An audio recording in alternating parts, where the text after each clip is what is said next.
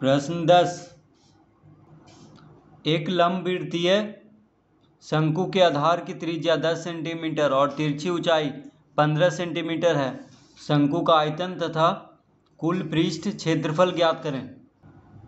तो यहाँ पे दिया हुआ है शंकु की त्रिज्या। शंकु की त्रिज्या कितना दिया हुआ है? 10 सेंटीमीटर। तो शंकु की त्रिज्या को r से लिखते हैं। तो r बराबर है 10 सेंटीमीटर। तो शंकु की त्रिज्या दिया हुआ है 10 सेंटीमीटर और तिरछी ऊंचाई तो लिखेंगे यहाँ पे तिरछी ऊंचाई। तो शंकु की तिरछी ऊंचाई को L से लिखते हैं। तो L बराबर कितना दिया हुआ है? 15 सेंटीमीटर।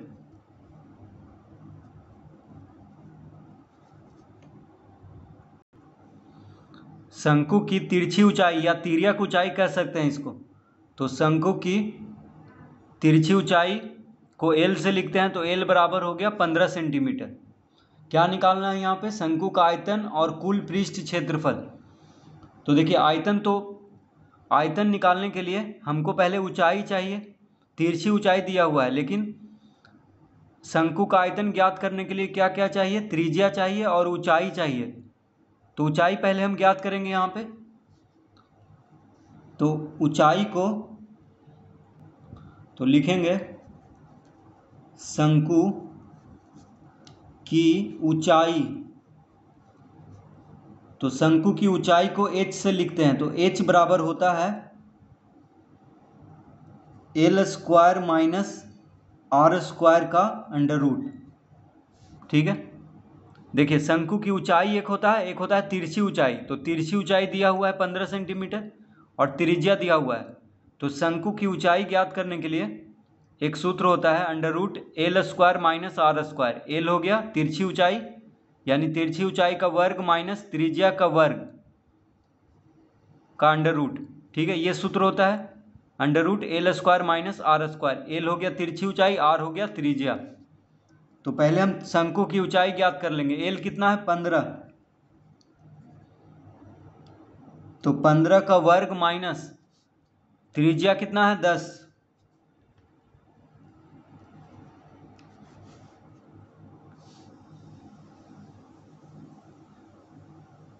ठीक है, R की जगह पे 10 लिखेंगे, L की जगह पे 15। तो 15 का वर्ग हो जाएगा 15 गुना 15 होता है 225। 10 का वर्ग 10 गुना 10 होता है 100। इसका अंडर रूट कर देंगे। तो 225 में से 100 घटाएंगे तो आ जाएगा 125। इसका अंडर रूट। अब देखिए 125 को हम लिख सकते हैं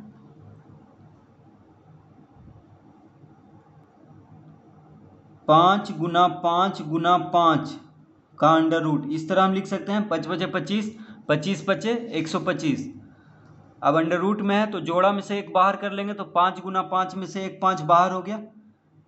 ठीक है, देखिए 2 में से एक बाहर होता है अंडर रूट में से। तो 5 गुना 5 में से एक 5 बाहर हो गया। अब एक 5 बच गया तो इसको अंडर रूट में ही लिख लेंगे। तो 5 रूट 5 आ गया। ठीक है, रूट 125 को हम लिख सकते हैं 5 रूट 5। अब देखिए 5 गुना, अब रूट 5 का मान लिखेंगे। तो रूट 5 का मान होता है 2.236। रूट 5 का मान क्या होता है? 2.236, यानी 5 का वर्गमूल होता है 2.236। ठीक है,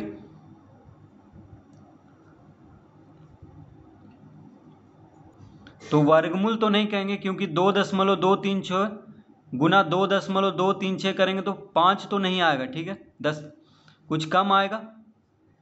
तो रूट 5 का मान यहाँ पे रखना है 2.236। ये लगभग में इसका मान रखना है। तो रूट 125 को हम लिख सकते हैं 5 गुना 5 गुना 5 का अंडर रूट। 5 गुना 5 में से एक 5 बाहर आ जाएगा।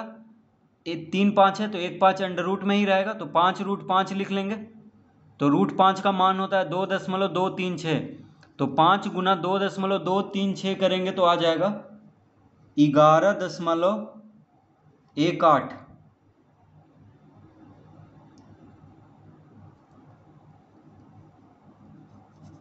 सेंटीमीटर। तो शंकु की ऊंचाई कितना आ गया? 11.18 सेंटीमीटर। ठीक है, तो शंकु की ऊंचाई हम इस तरह ज्ञात कर लेंगे।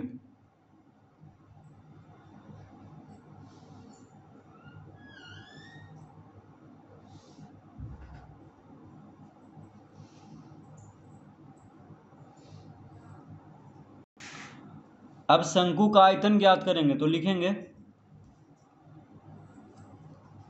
शंकु का आयतन। तो शंकु का आयतन का सूत्र होता है 1/3 पाई r²h। शंकु का आयतन निकालने का सूत्र क्या होता है? 1/3 पाई r²h।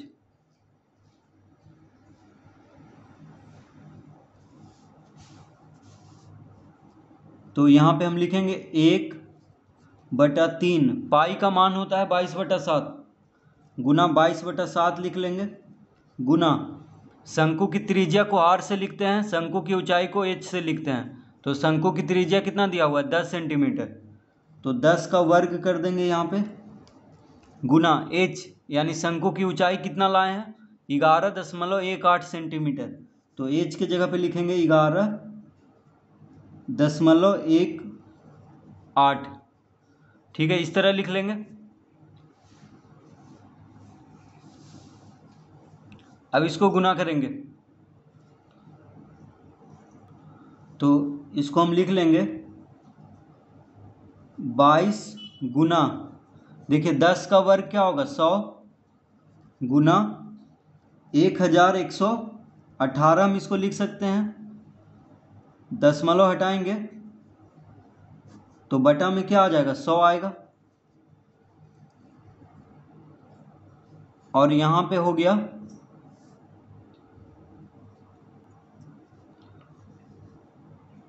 7 या 21, इस तरह इसको लिख लेंगे। तो 11.18 है, तो दशमलव हटाएंगे तो बटा में क्या आ जाएगा? 100 आएगा, क्योंकि दशमलव के बाद 2 अंक है तो एक पे 2 शून्य देंगे दशमलव हटा करके। तो 1118/100 आ जाएगा दशमलव हटाने पे।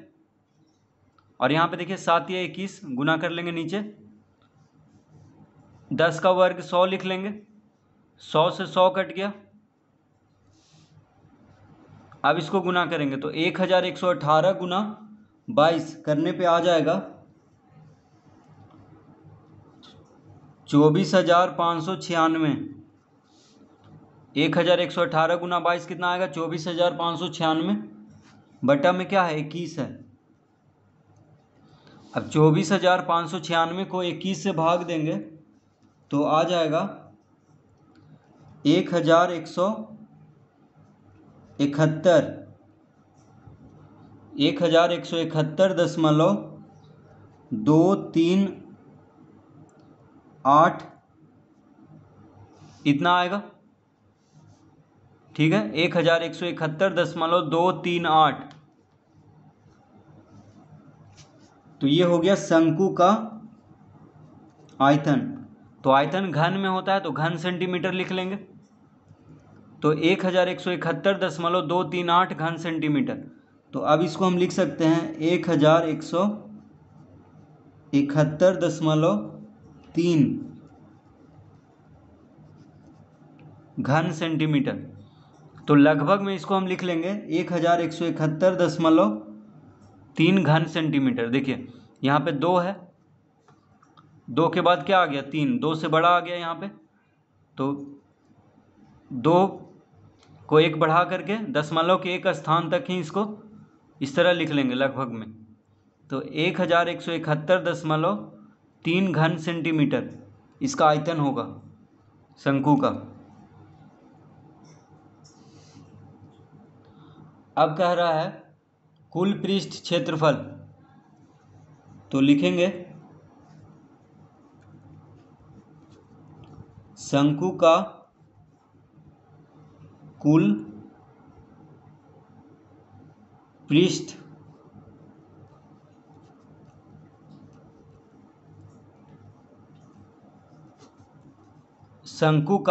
पृष्ठ क्षेत्रफल बराबर, तो इसका सूत्र होता है पाई आर गुना एल प्लस आर। शंकु का कुल पृष्ठ क्षेत्रफल निकालने का सूत्र क्या होता है? पाई आर गुना एल प्लस आर।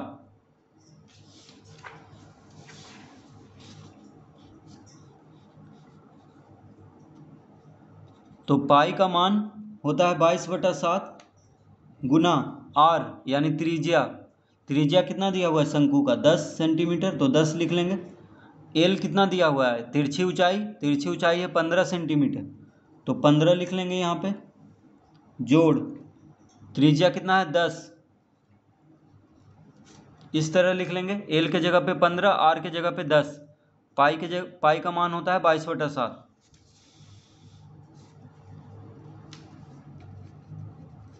तो 22/7 गुना 10 गुना 15 10 25, 15 10 क्या हो गया? 25। अब इसको गुना कर लेते हैं, तो 25 गुना 10 हो जाएगा 250, 250 गुना 22,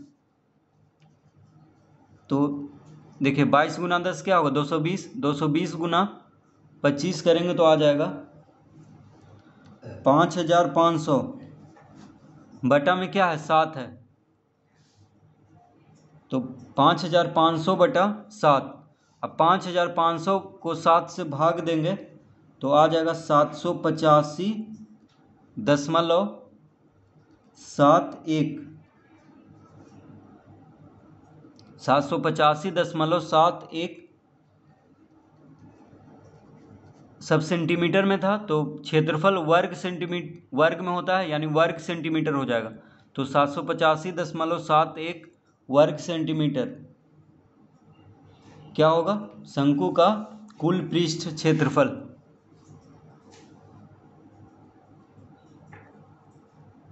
तो इस तरह से इसको हल करेंगे।